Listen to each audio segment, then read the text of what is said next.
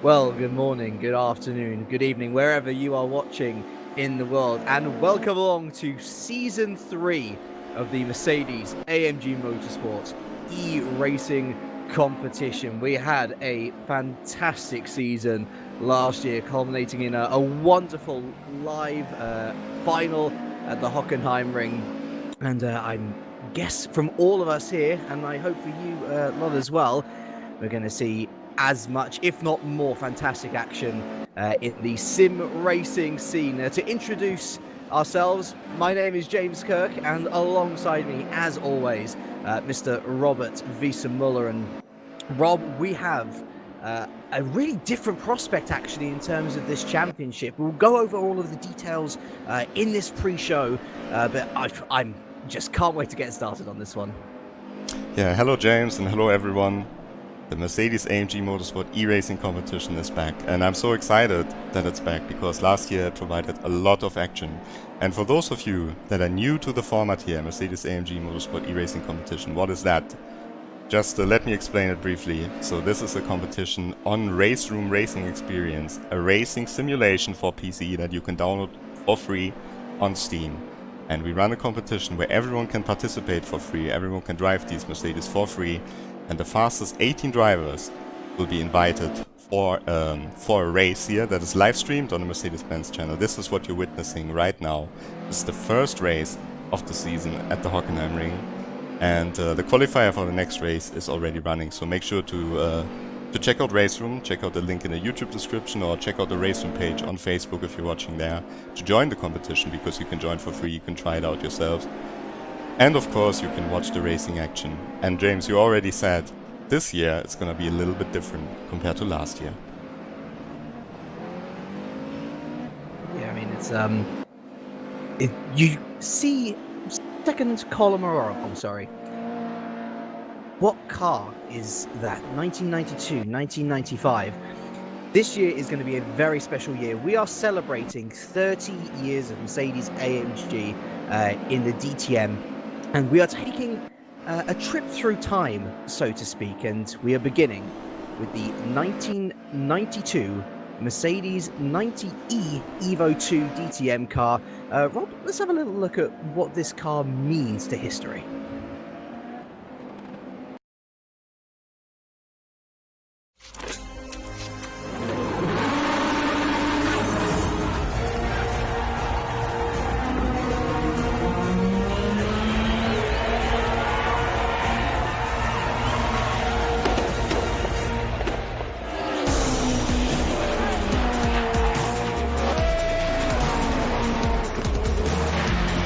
Hier geht Deutschlands schnellste Post ab.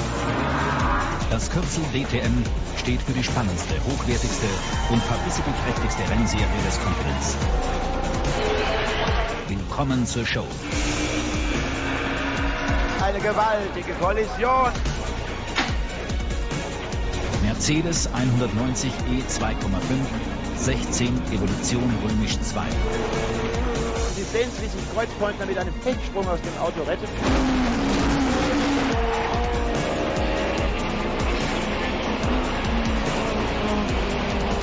Hey, Hauptschiebteam raus, das gibt richtigen Ärger, liebe Freunde.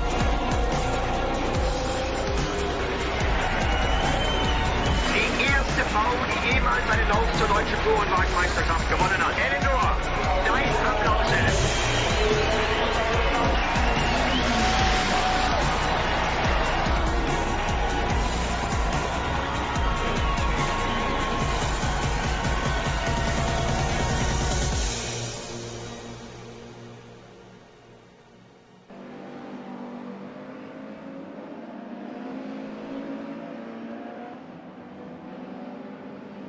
So a true legend of the sport, both the car and actually the driver, Klaus Ludwig, ultimately a 3 times champion in the DTM, Rob. And there was a lot more to him than just pure speed. Yes, he became a 3 times champion, but it was more his racecraft and his racing brain that won him the most plaudits.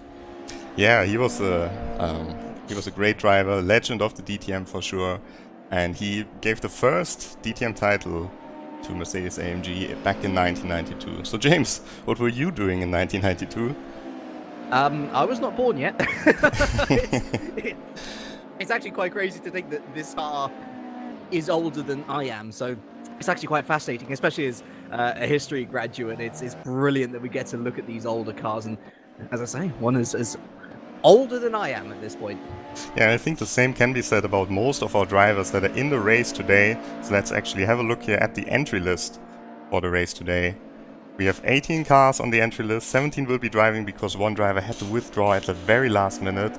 But here you can see the names and the drivers, and of course the countries as well. Maybe you can root for your countryman on the grid. And one interesting thing for the start, the car with the number 1, Kevin Siggy Rebernak. He was second in the competition last year, so Tim Heinemann, the champion of 2017, is not returning, at least not for the first race. Yeah, I've got my big stats sheets laden over my office space at the moment, and Heinemann really is one of the pillars of this championship. He won season 1, he won season 2. Funnily enough, though, he's not actually the driver with the most wins nor the most podiums. That man is, of course, Jack Keithley, also the man with the most poles, actually, who is participating today. But we've got some great characters coming back from season 2. So we got the likes of Kevin Siggy Rebernak, now actually competing under a Slovenian flag. He's an Austro-Slovenian, so choosing to go with a Slovenian country this time around. Jaroslav Honzik, a race winner last year. Julian Kunze, a race winner last year. Even the likes of Andre Santos there, one of the first people in the Merckx history to take a podium. He took a podium in the season 1 was one live race, but he still got one of those first podiums. And plenty of newcomers as well this time, Rob. We look at that driver list now, the likes of Maulana, the Indonesian, Cortese, the Spaniard. Great to see that we've got a real mix of new faces and established faces, and I can only imagine what sort of great action we're going to be seeing in the next hour or so. Yeah, and one of the debutants, Wilhelm Weyrich, he just pulls here into the pit lane with the car with the number 17 that was driven by Roland Asch. He's actually the fastest debutant, and as you can see, he's second on the server right now. Kevin Siggy Rebernak currently in the lead in the practice session, so let's have a look here at the times at the moment. 4 minutes and 26 seconds left of the practice session, and Kevin Siggy Rebernak, car with the number 1, and he's also in position number 1.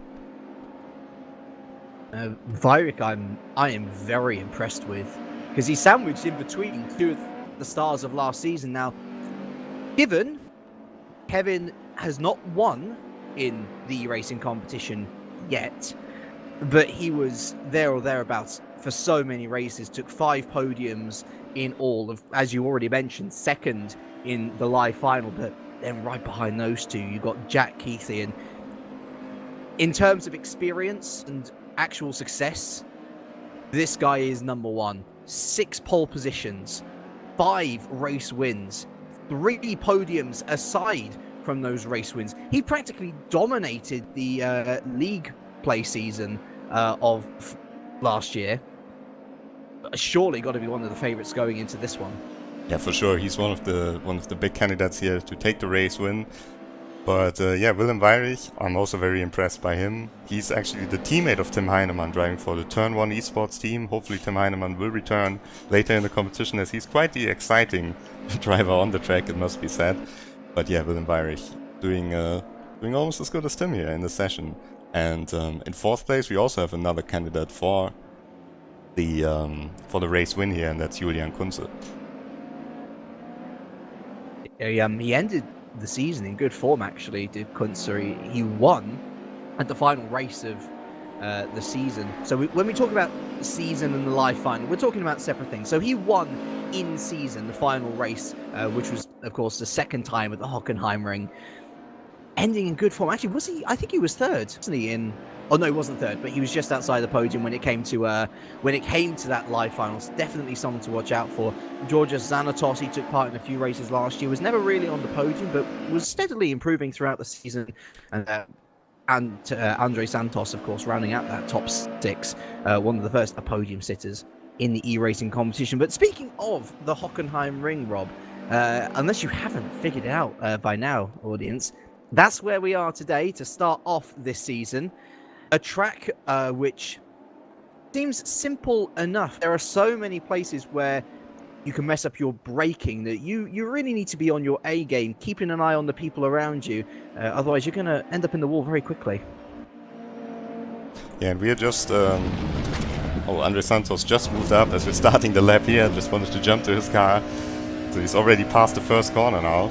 And you can see, back in '92, they raced a different layout of the Hockenheimring, of course. As this version, built by Hermann Tilke, it was not built. But you can see here Andre Santos coming down the back straight here. Not quite as long as it used to be back in the 90s, or as Andre Santos abandons this lap, unfortunately. So let's see if we can find another driver here to show us the track. The time is running very short, so we probably have to show you the track at the beginning of the 10-minute qualifying session. But yeah, Willem Weyer is just starting a lap right now. You see here the first corner. It's very difficult to hit it right as he touches the curb, and there he goes too wide, and that already will give him track limits. You can see he abandons his lap there. So unfortunately, no track presentation in the warm-up. But that's all right. We could just go through the first lap when they come across in qualifying. No worries whatsoever. yeah, But going into this qualifying, very interesting talking point that I want to bring up. We talk about Keithley's success. I mean, of course, Heinemann, in terms of actual championships, is the most successful driver, not here today. We could see, talking about a championship where we're reliving history in a certain sense, we might see history made in this new era of motorsport in the virtual sense. Only Tim Heinemann and Jack Keithley have ever taken a pole position in the e-racing competition. It seems mental, but those two drivers have very much been the dominant duo in these Mercedes cars. If someone else was to take pole position today, that would be history made, the third ever person to do so. Oh, as you can see, Kevin Sigurd here spinning out at the end of the qualifying session, but it certainly looks pretty likely. So, as we move into the qualifying session right now, it certainly looks likely because, yeah, only Jack Keithley is here, Tim Heinemann is not here, so it remains to be seen. Let's just have a look back once again at the driver list, as we can see the cars coming out of the pits, because there are some extra hints how you can tell these cars apart when you look at the drivers here. You can see at the end, after the picture of the car, there's a little shape and a color, and that color is the same color that is used on the wing mirrors or on a stripe above the windscreen. So if you're not sure which car is Julian Kunze and which car is Andika Rama Maulana, the Indonesian driver, for example, then you can take a look here and you just have to remember the color of your favorite driver, and then you can easily tell them apart. Speaking of Andika Rama Maulana, that's quite an interesting name because he's the first driver from Asia who's in this competition. Yeah, right. Indonesian. I know that there are a number of Indonesian racing fans out there. I think probably their most well-known track over there is the Sentul International Raceway. I've commentated on a couple of sim races there, but it's so great to have such a diverse field. I mean, we've got the Brazilian, of course, in Vini Oliveira. We've got now the Indonesian in Maulana. We've got Spaniards, Brits, Czechs, Germans, of course, the local heroes. Such a wide and diverse field, and really shows just how widely accepted sim racing is now as a worldwide virtual sport. Yeah, it's great to see such an international field, and I know especially Andika Rama Maulana and Vini Oliveira, they also have quite a fan base, so shout out to everyone who's watching the stream at the moment, supporting them. But let's go on board here for one lap with Julian Kunze, one of the fastest drivers, driving for the team Euronics Gaming, so very well-known, respected gaming organization that's supporting him here, him and Andre Santos, as he now enters the second sector, comes down the long straight, and maybe he can get a little bit of slipstream of the Saxby car ahead of him. Of course, one difference from as we head towards the hairpin this year is that the cars don't have DRS. Unlike the 25th machinery that we were using last year, so they're going to have to rely completely on that natural slipstream. Yeah, of course, there was no DRS back in 1992, so that only makes sense that they don't have it. But yeah, I think the racing will still be extremely tight as the cars are a little bit slower. than the current DTM cars, and they're also relying much less on downforce. So we should see a lot of exciting racing action. Kunze is just closing in on the car ahead of him. And actually, how much, Rob, is that going to impact this lap? I realise that he's been not close enough to fully impact him, but surely that's going to be a big difference in his lap with the dirty air coming off behind that car. I think slipstream is still going to be a little bit more efficient than dirty air, because like I said, the cars are not really reliant on aerodynamics at all. So I think this might actually help Kunze. As you can see, he's coming close, but he's not really coming that close, and he's getting held up. Let's see, Honzig, first car to finish a lap, provisional pole position, and Kunze 41.6. That is a crazy lap. That is faster than the fastest time in the pre-qualifying session. For reference, ladies and gentlemen, that fastest time in pre-qualifying was a 1:41.8. And Kunze's just taken 0.2 off that. The marker has been laid, Rob. What an opening salvo from Julian Kunze. Jack Keithley, the man who so often we saw on pole position last year, 0.4 off, and he's P2. Yeah, pretty crazy. But of course, Jack Keithley does not have a slipstream. He actually gave a slipstream to his biggest rival in this race. So that's that's quite interesting to see. Well, 5 minutes and 40 seconds left, and maybe Keithley can have a response. And fun fact about Jack Keithley, he's driving for the team ACR Zakspeed, a collaboration between Evertronics Racing and the Zakspeed team. And the Zakspeed team actually entered this car in the 1992 DTM season for Mercedes. It's as I say, it's history reliving itself just with different drivers in the car, and of course it's virtual, but it is fantastic to see. I love the ACR Zakspeed partnership, purely because even more so now than last year, we're seeing a blurring of the lines between real life and not so real life as it is, and we wish Jack and the team all the best. And it is a quick and fast and furious qualifying session, as you rightly allude to there, Rob. Only 10 minutes to get your laps in, of over half of that done already. Kunze from Keithley, Maulana rounding out the top three. A very impressive opening couple laps, up to P2 now. Wow. Is Maulana. Okay, it's still 0.3 off Kunze, but what a start for the Indonesian. He's so on the pace here, and that's a crazy time. Goes back into the pits here. It's fantastic to see, as we see a lot of movement here. Moritz Löhner, for example, he's still in 16th. He hasn't even set a lap because probably he went a little bit too wide and it invalidated his lap time automatically. So he's starting his lap right now, but lots of surprises here. Kevin Sigi-Rebanak up to 3rd position now. That was needed. I was wondering where he was. That's a little bit more indicative of his pace. And actually, important to note as well, Rob, that there's a couple of little niches to this qualifying session that you won't see anywhere else, whether it be real life motorsport or virtual. Obviously there's a track lap. You know, invalidation if you go too wide, that's an in-game thing. It'll, we don't have to have stewards for that. It's all AI based. Secondly, there's no need to come back to the pits, is there? You can just quit out on your lap, go back to the pits, and then go straight out. There's going to be no penalty that. But also, thirdly, we don't run until the last car crosses the line. Once that 10 minutes is up, that's your lot. So if you make a mistake on your out lap or on your final lap, then you're not going to get any more chances after that. Yeah, such a short qualifying session. It's so crucial that you deliver in this qualifying session, and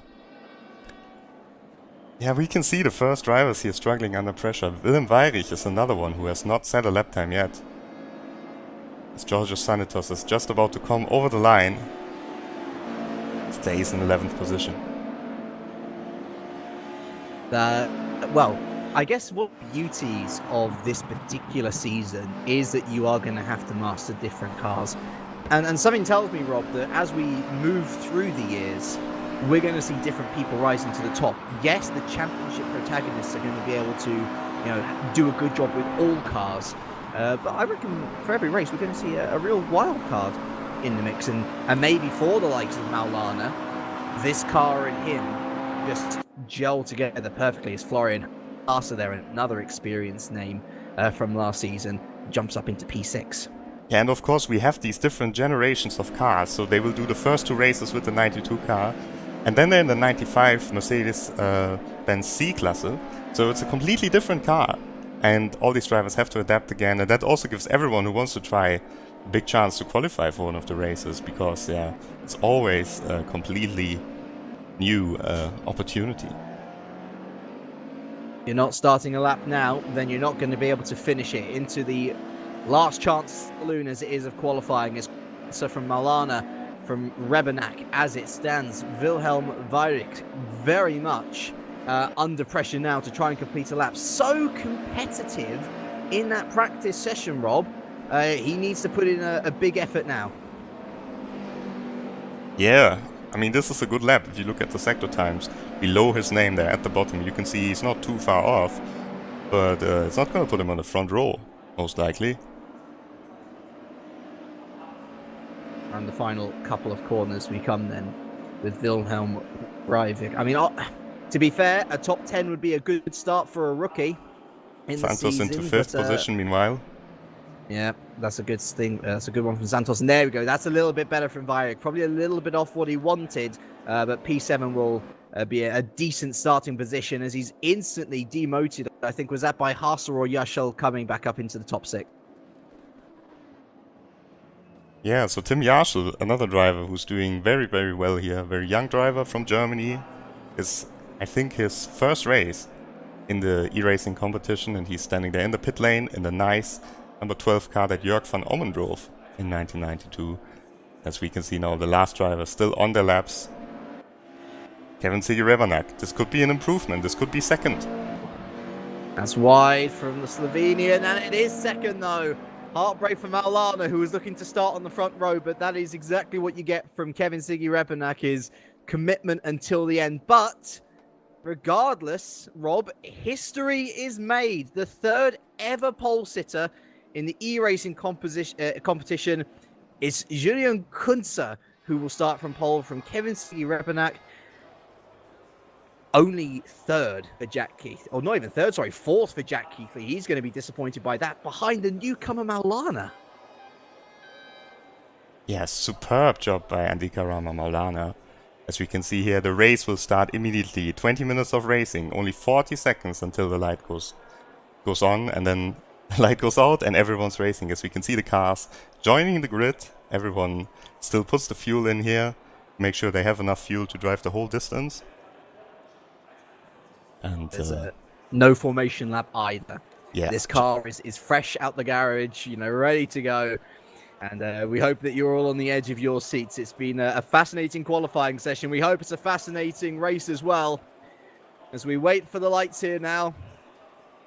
Is there going to be an incident to turn? Well, we're going to find out as we are racing for the first time in Season 3. What a great start from Maulana, straight off the line. And is he going to go and challenge it to turn 1? Yes, he is. Kunze takes a wide berth, goes fully around the outside of Maulana. A great start from the Indonesian. Rebenak taken completely by surprise as a little wiggle there as we head down to turn 2 already. Crazy start to Season 3. Heading into this first hairpin, then it's Kunze just about leading from Maulana. Keithy stayed in 4th. Santos has made up a position there. Haase, a big loser, down to P8 already as we head down the back straight here for the first time. As we've said in qualifying, no DRS. These are old cars. You're going to have to rely on the natural means, and natural means they are relying on as we head down into turn 1. Maulana challenging for the lead of the race, and he's not able to do it around the outside. He was always going to be a bit optimistic. Car doors banging together already as we head up to the Mercedes arena. What a start, Rob. What a start for Maulana, but also a super clean start. Maulana once again challenging on the outside. Keithley around the outside of Sigi Rebenak now into 3rd position. Fantastic move. And Kunze, he has to defend super hard against Andika Rama Maulana from Indonesia. In his first race, Maulana, and he's already challenging for the lead against the very experienced Julian Kunze. And sliding through Mobile 1, that is what I like to see from these older cars as we head through Sachs Corner now, also known as turn 12, before the quick left and right of 13 and 14 into the final corners of 15, and then the Sud curve. At the end of lap 1 then, at the end of 2 minutes out of 20 of racing, it is Kunze who leads from Maulana and Keithley. Oh, Keithley! I think side by side. I think that was a timing hitch. No, I think what happened there was that Maulana picked up a cut penalty, and so his car had to slow down, and so Keithley managed to sneak past him here. That looked a bit funny, but Keithley, either way, up into second position. Keithley from Maulana, then Rebenak, Bayrik, Santos, Yarshel, Bunky, Honzik, and Haase rounding out the top 10. But that was actually a super crucial first lap for Kunze, wasn't he? Maulana was all over the back of him. Now there is a 7/10 gap back to the experienced Jack Keithley. If Kunze wants to go on and win his second Santos! race. Oh, there's contact! Spin! I think that's Keithley. It's Keithley, Wow. yeah. Was he spun? I He was spun by Maulana. I think he was spun by Maulana. Ah. Oh, and that's a disaster for Jack Keithley. He's I tell you what, Jack Keithley not in the best vein of form at the moment, Rob. Remember, in the live final, of course, got into contact there as well, was leading the race, ended up finishing third. He's not won a race since the Nürburgring last year. That was round 7, I want to say, and now right at the back of the field.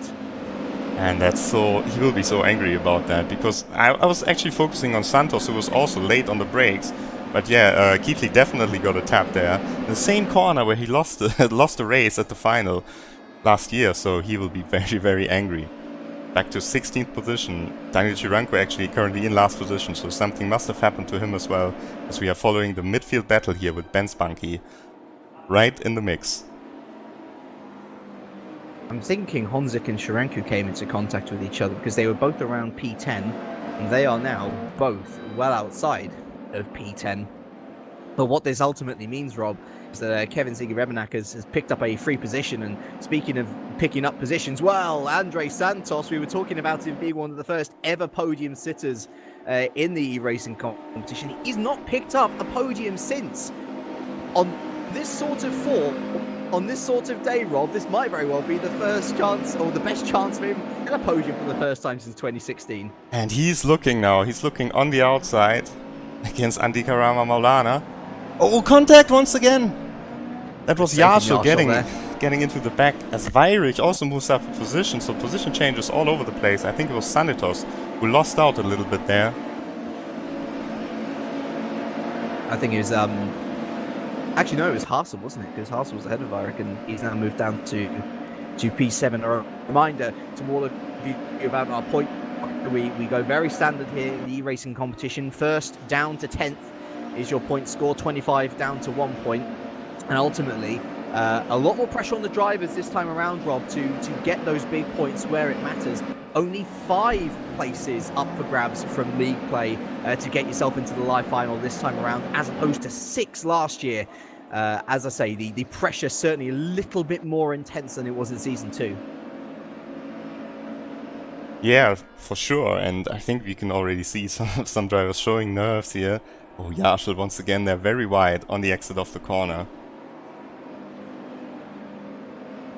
As we've passed the 5-minute mark now, it's crazy to think that only 5 minutes have passed, to be very honest. But let's talk a little bit about Julian Kunze. He ended the year in pretty good form, of course, taking up the final win in league play last season. Doing well, you know, by no means disgracing himself in the LAN event. And, well, he did have roughly a 2-second gap on Rebenak, who is now closed into 1.5. He just needs to keep on being consistent, as Julian Kunze is well known for, Rob. Yes, Kevin is coming, but he's got a little bit of time before that, certainly on current pace. And what you should remember is that Kevin Ziege-Rebenak, despite finishing in the 2nd position last year in the final, he has never won a single race in this competition, so yeah, it just remains to be seen how he can perform here. He's actually, I'm looking at my stat sheet now, he's actually, in terms of podiums, as equally successful as that man at first, Julian Kunze. Both have picked up 5 podiums in their careers as Jack Keithley. moves up to 14th there past Lucas Buron and Gio Cortese, who are still battling away there for the last couple of positions. But the difference that Kunze has over Rebenak, of course, is that race win. And maybe that experience will come into play in the second half of the race. Yeah, we also do not know how the tires will hold up here in the race. Watching here with Julian Kühn, one of the new drivers. I think he went outside of the track. They're under a lot of pressure. I think he went outside of the track boundaries here as well. And this year, your car will get automatically slowed down if you do that. So you really have to be careful with the track limits. I think he got away with it this time. Well, either way, he's got an experienced man behind him, Jaroslav Honzik, one of the 4 different race winners. We've talked about Hyman, we've talked about Keithley, we've talked about... Oh, and there you can see it. Sanitos made a mistake there. Yeah, and it should give the position to Kühn and maybe also to Honzik, who's a little bit further back than where we know him. I was just going to spiel the rhetoric on Jaroslav Honzik. Very smart driving, getting into the slipstream of Kühn. Although we're going to go 3 wide into the hairpin, surely not. And Kühn was completely sandwiched in between them. Thankfully, he comes out in P10. Honzik, though, opportunistic driving, going completely outside the 3 of them.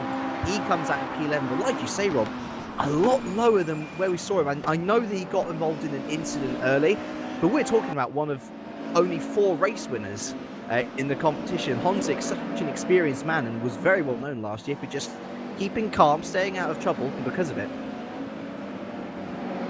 Yeah, so, but you could also see in the background already Jack Keithley with the green car coming up behind Honzik. So if Honzik wants to move up into the points, he needs to hurry up. Meanwhile, we're just gonna focus for a moment here on the battle for the 3rd position, for the final place on the podium. Actually, I think that's going to be Yarshel taking P4 from Andre Santos, who ran wide, slowed down a little. Oh, I think Maulana here ran wide as well. That was just on the edge. You can see Yarshel there in the car, in the white car with the red stripe above the windshield there, you can see it. Closing in on Maulana and actually went past Santos. And Yarshel, the youngest driver in the field, he's looking so promising. I've got to admit, I was expecting to be maybe around the lower areas of the points. I tell you what, he's driving up in these top 5 positions as if he's been here for a season, much as many of the other drivers. Andre Santos would be a little bit frustrated with himself, I'm sure, that he went wide there. But ultimately, all of this battling for P4 is helping Maulana just edge ahead. By this point, Kunze and Rebenak have very much checked out. But that battle for 3rd still very open as we approach the halfway point. This race looking back in now.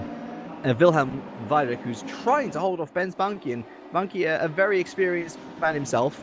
Maybe not so much in the Mercedes eRacing competition, as Santos looks to sell the dummy into Mobile 1. Very, I don't want to say naive, but very cheeky of Santos.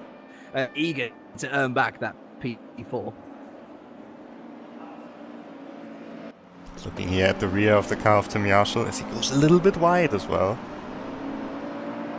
Still gets a good run out of the corner. Very wide once again here, using all of the AstroTurf. But yeah, Andre Santos putting a lot of pressure on Tim Yarshel. And that allowed Andy Karama Maulana to get a little bit ahead of them once again. You do have to wonder, though, if there was contact between Maulana and Keithley, may that yet see repercussions post-race, Rob? Yeah, of course, it could lead to a penalty. We couldn't really see what exactly happened with Maulana and Keithley, but of course we will make sure that everyone's driving fair here in the competition, so there will be stewards judging the racing incidents, but that is happening after the race. It's difficult to do it live in race, isn't it? As Andre Santos there sells the dummy once again, goes to the inside of the hairpin. Goes a little bit deep though, and will Yarshel capitalise on the cutback? I think, to be fair, Santos has done very well to keep it in. We're going to go side by side through turn 7. And no, Yarshel does just about stay ahead, although Santos is going to brake very late into the Mercedes arena. Not able to do it though, as is he going to try around the outside? Yes, he is. Contact once again as we head through turns 9 and 10, Yashel holding on for dear life to this P4. And look at Malana now, streaking off into the distance. He's been able to open up a 1.5 second gap to these two. And we can also look at the times at the front of the field, and we can see that Kevin Sigi-Revanak is slightly closing in on Julian Kunze as well. Maybe there might be a chance that he actually wins this race. It has come down a lot in that last lap. I will give you that much. Although it's just gone back up to, what's it, 1.2 or so. It's difficult to judge, isn't it? Very much like DRS. We're looking at about a second or so, maybe a second and a half before serious slipstream is pulled up. I just worry that by the time Kevin gets up to where Julian Kunze is, he won't have the laps to try and execute a move. Yeah, that could be the case, but as you can see, he's actually taking quite a lot of time out of Julian Kunze here. Loses it once again in the hairpin, but I think, yeah, you can see, I think he's looking a little bit stronger at the moment. And let's talk about that tyre game as well, actually, because as you say, it's not like these tyres are built for endurance or anything. These tyres are built to get the best performance out of a short race, as Jaroslav Honzik here is going to try and work his way back up into the points. He's trying to go around Kuhn here, and actually, is he going to be on the inside of the Mercedes arena? Yes, he is. And surely that's going to be game, set, and match for Jaroslav Honzik, who does indeed move up into P10. A nice move by Jaroslav Honzik there, and you can see Jack Keithley behind Sanitos there. Green car with the red mirrors, that's Keithley. As Kuhn makes a mistake. Kuhn makes a mistake, and this should allow Georgios Sanitos to have a chance here. Sanitos himself is under attack by Keithley. Sanitos touches Kuhn, and Keithley moves up a position against Sanitos. What sort of mindset? Contact once again. I was going to say, what sort of mindset are you going to be in when you look at Keithley here? This is not the place where we're used to seeing him. At this point, are you just so angry that you're not even thinking about the rest of the race? Or is that P10 all of a sudden all the more important? Because that might very well be the only point he picks up from today. I mean, every point can be crucial in such a competition. So, certainly, I think he really has to refocus. And he has to say, okay, an incident happened, and this can always happen, but I should still try to drive my race. Honzik, meanwhile, moves past Lerner, who made a mistake here. Honzik up to 9th. So Keithley really has to do the best and out of this race, and I think 9th position could be possible if it goes well. Weyrich and Bunky side by side in the hairpin, and now Keithley on the inside. Oh, late on the brakes, and there's a mistake there. It was a good save from Honzik, but it's that tyre game starting to play into affairs. As I was saying, they aren't built for endurance. They are built for these sprint races. Oh, Keithley. And if you push them too hard, they will bite back.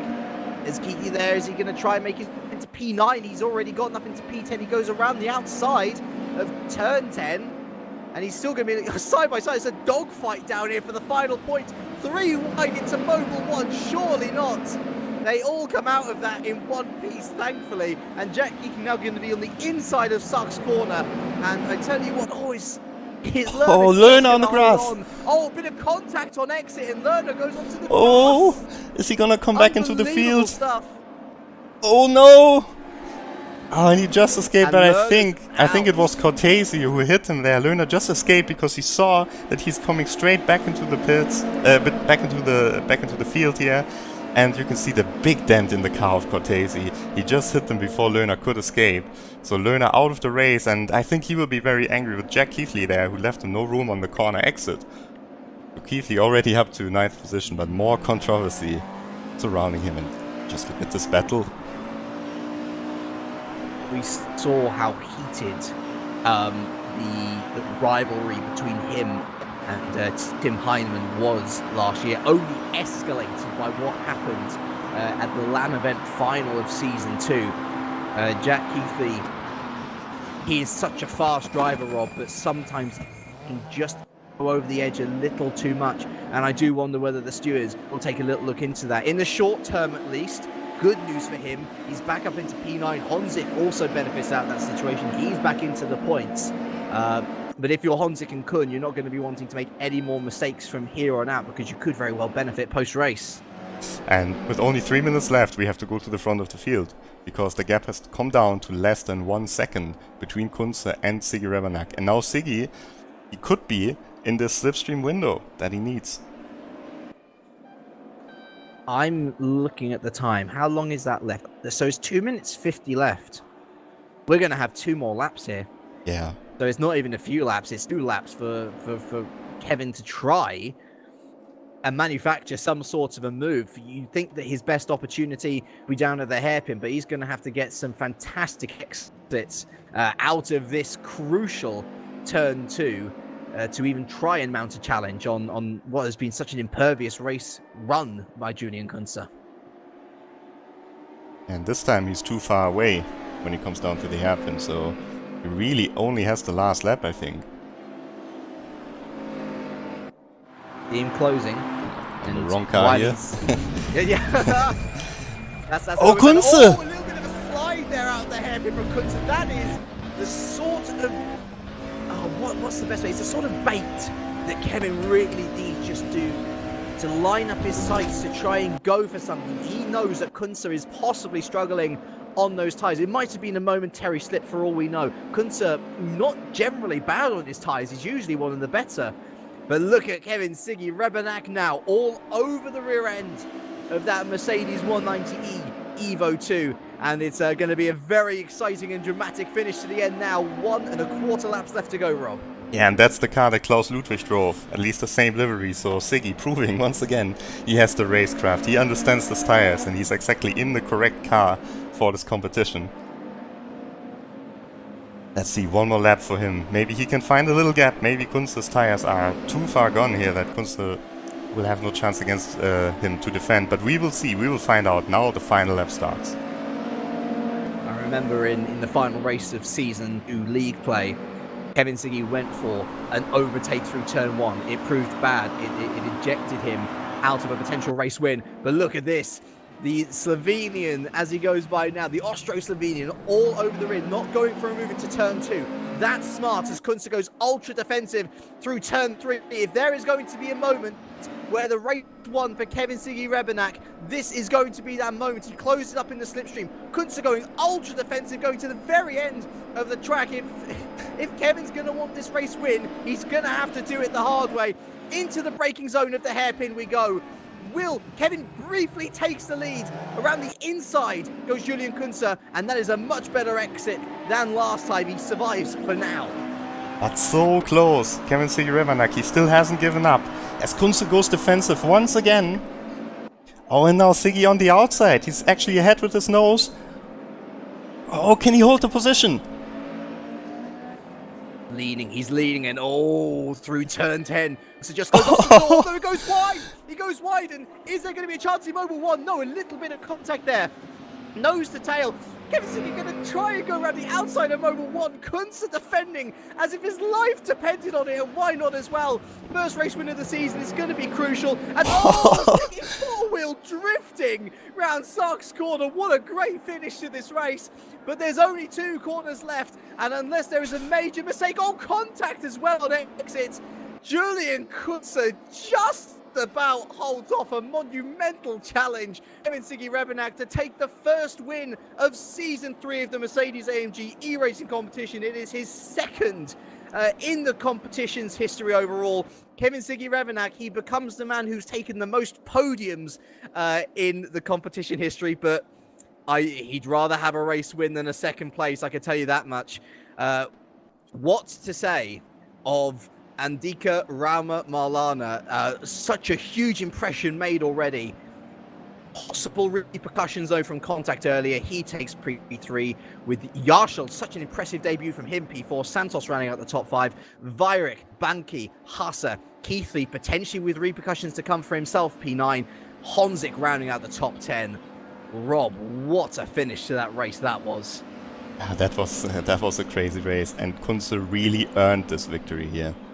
Fastest lap of the race goes to Kevin Sigeremanak. Only want to break in the 41s in the race, in race trim. But yeah, what a race this was. And just to remind you, ladies and gentlemen, that is round 1 of 9. There is still so much action in the Merc to come throughout this year. And I guess one of the great things now, Rob, that we can look forward to is those cars were so dynamic to watch, sliding through corners, struggling to get grip out of hairpins. Well, we get it for another race at the Larratt's Ring. Yeah, and you can tune in once again in exactly 2 weeks. I think the race will be 1 hour earlier. It will start 1 hour earlier. But yeah, in 2 weeks you should be tuning in once again for the Mercedes AMG Motorsport eRacing competition. And if you want to drive these cars, of course, you can join for free on Race Room, download it on Steam, or just follow the link that shows on the picture right now in the top left. And then you can just download it, you can join the competition yourself, you can see how close you can get to the times of Julian Kunze and all the other drivers here on the field. And maybe you will qualify as well for the next round. Maybe we will see you. It's open game, of course. Set your hot lap. See whether you can compete against the best that you see here. Of course, 20th of May. Mark that date down in your calendar. We're going to be bringing you round 2 from the Larratt's Ring, the final time that we will see the 1992 Evo 2 for this year. It'll be sad to see it go after such a short stint, but it's a long period of history we've got to go through here, pretty much 2 decades or so. We hope that you will join us along the entirety of this journey. But it's time to wrap things up here. It's been a fantastic event. As Rob said, hopefully we're going to be with you about maybe an hour or so earlier than today. We know there was a couple of clashes with the DTM, but either way, thank you all very much for watching. We hope that you all enjoyed. Thank you to Rob Wiesenmuller. I've been James Kirk, and from all of us here, it is a very warm goodbye.